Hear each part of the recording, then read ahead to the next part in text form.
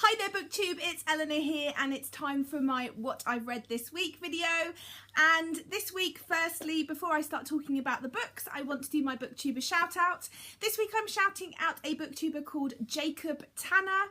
I'm really pleased I found Jacob's channel. It's very rare to find a male booktuber in general, and to find one that you really enjoy watching is, again, there's a lot more women on Booktube, so it was really exciting to find Jacob's channel. I really enjoy watching his content. He's a Canadian, I believe, but living in the UK and working in bookshop.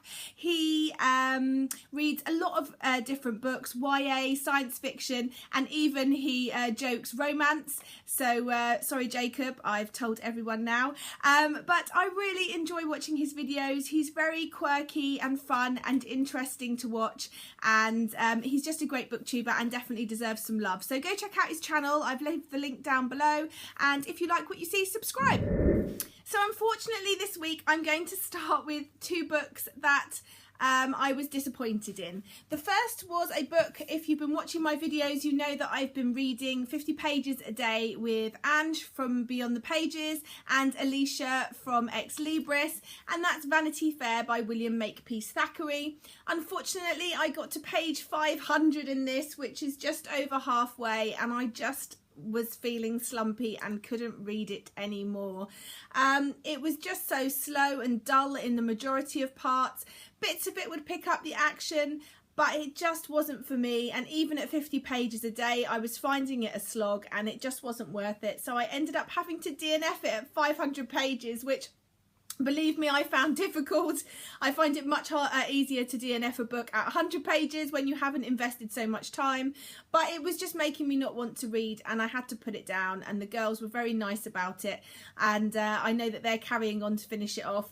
I have got the DVD, the film, which I'm going to watch and see if I enjoy that a little bit more, so I'll let you know. But yeah, Vanity Fair just wasn't for me. The next book is another dud for me, unfortunately, and this one really hurt because it's got so much love on Booktube. I really wanted to love it as much as everybody else. I read this with the lovely Caitlin from Kitty G, and that was A Portable Shelter by Kirsty Logan. This is a set of 13 short stories from Kirsty Logan, and there's lots of different topics covered. It says on the back, 13 strange stories, circuses, stargazing, selkie fishermen, domestic werewolves, child-eating witches and broken-toothed dragons, and that just really had me excited, but unfortunately it just didn't deliver for me.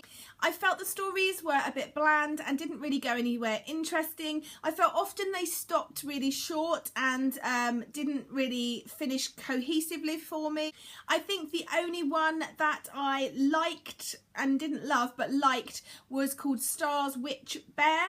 But overall, I just didn't get on with this collection. It was such a shame because I actually really enjoyed The Gracekeepers, and I was expecting to really love this like everybody else.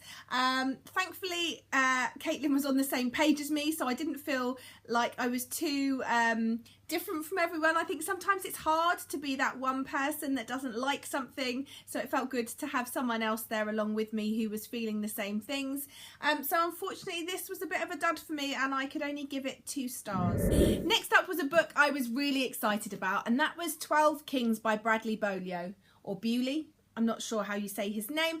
I was reading this with the lovely Vanessa Butino, and a couple of other booktubers I believe are reading this and are going to join the conversation a bit later. I really enjoyed this.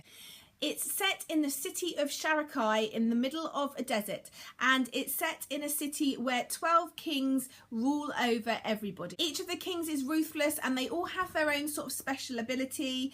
One can sort of see the future, one is their sort of swordsman and fighter, one is their interrogator, and so they each have their own palace, and they're rarely seen by the regular people. They're protected by a group of women called the Blood Maidens, who are all their blood, so they're all daughters of the kings, who are trained up to fight and protect the king.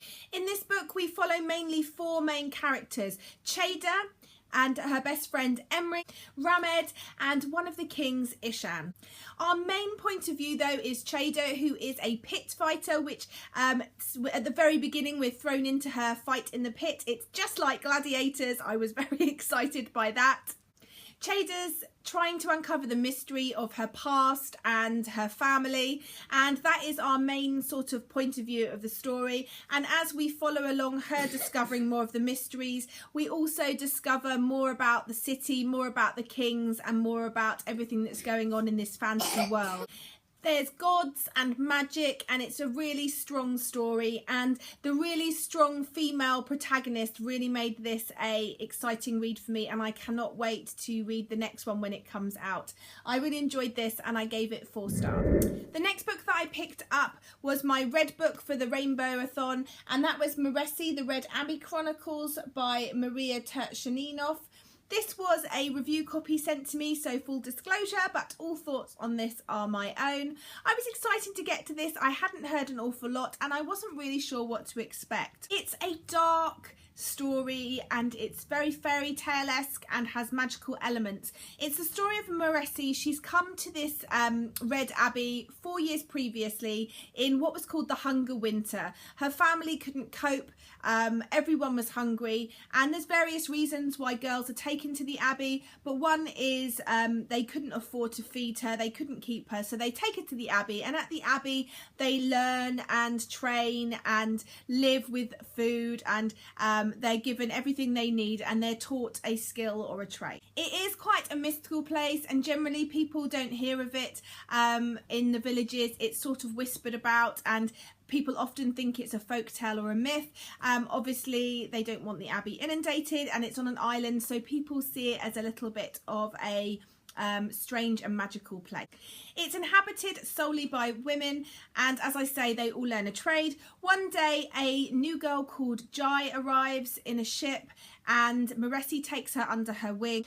Jai has escaped from unimaginable cruelty and the person who has inflicted this will stop at nothing to find her, and this is the story. It's quite the very first 2/3 of the book is quite quiet. It's finding out about the Abbey, it's learning their ways. I really enjoyed it. It's she's got a beautiful writing style, and it was a really lovely fairy tale feel story. I really enjoyed this book and I gave it 4 stars. Next up, I picked up a graphic novel that I'd had on my shelf and I needed a quick read before a new buddy read was starting, and so I picked up Username Evie by Joe Sugg. If you recognise the name Joe Sugg, he is the brother of Zoella or Zoe Sugg, who's also here on YouTube, and Joe, with a team of people who are documented in the front, has written, created and drawn between them this graphic novel. I'll just show you some of the pages. I really liked the look of the artwork. It's definitely my type of artwork. I like the bold and colourful pictures. This was good but not great. I think the problem was that it felt very sort of surface. The story is of a girl called Evie who is bullied at school and unpopular. Her dad is really severely terminally ill, but is a computer genius and has been working on creating her a virtual world. When he dies, she discovers this computer program and ends up in this virtual world which he has made in order to make her feel safe. It adapts to her. It's meant to give her inner strength and be confident, but something happens and she has to learn to be strong.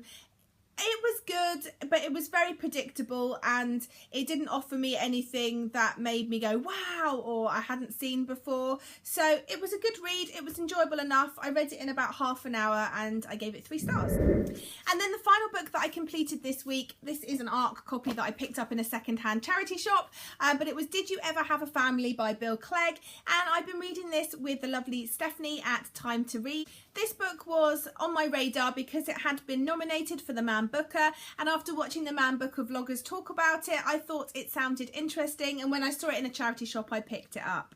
I enjoyed this, but I didn't get the emotional response that I was hoping from it. The story is about a woman called June. It's her daughter's eve of her daughter's wedding, and in the house is June, her boyfriend Luke, her ex-husband and her daughter and daughter's fiance, and overnight they all, apart from June, die in a house fire, and that is at the very beginning of the story, so that's not a spoiler, and that's where the story starts. The book's told in multiple points of view, and I mean multiple. There is a number of points of view, including June and her boyfriend Luke's mother Lydia, who seem to be the points of view that continue to come around and the sort of focus of the story is around. For me, the ultimate point I felt of the story was to look and uncover how secrets and keeping things back can affect people's lives. So although the fire is in the background all the time, I felt that the main point the author was trying to make in this is that by not saying things, more heartache is created. I can't tell you what those things are because it unravels in the book, but June keeps a secret from her daughter, Lydia keeps a secret from everybody, a young boy keeps a secret.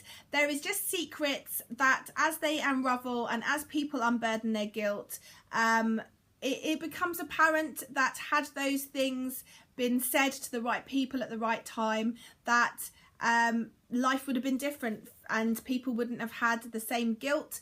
So I really enjoyed that side of it. I found this a very compelling and easy read, but as I say, I just didn't feel the emotion, but I wonder if we were meant to be a bit more detached from it, because that is how June is feeling. She's very detached. She's just sort of floating along in a bit of a haze, but it was a really good read. I really enjoyed reading it with Stephanie, and I'm pleased that I picked it up. Often I get put off by books that are nominated for the Man Booker because I wonder if they're going to be a bit heavy going and too literary for me, and I shouldn't have worries because this was a really easy and engaging read, and I gave this one 3 stars. So that's all the books that I have completed this week. I'm currently partway through a book on my Kindle, The Last Werewolf by Glenn Duncan, which I'm reading with the lovely Olive from A Book Olive. We're reading about 40 pages a day of this, and I'm really enjoying this buddy reading with her, and I will catch up with you next week when I finish this about my thoughts.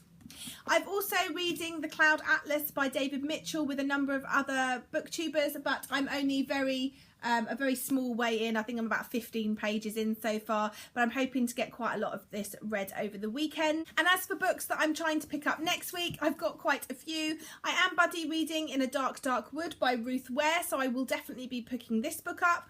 I'm also buddy reading The Skull Throne by Peter V. Brett, which I'm so excited for, although a little bit nervous because when this one's over we have to wait for the final book to come out, or the next book to come out, but I'm really looking forward to this, and it is a chunker.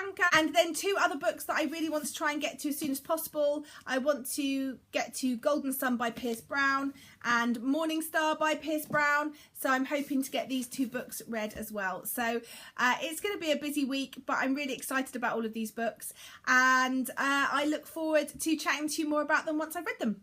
Anyway, what have you been reading this week? Have you read anything exciting? Have you read any of these? What are your thoughts? Let's chat. I'll speak to you soon. Bye for now, BookTube.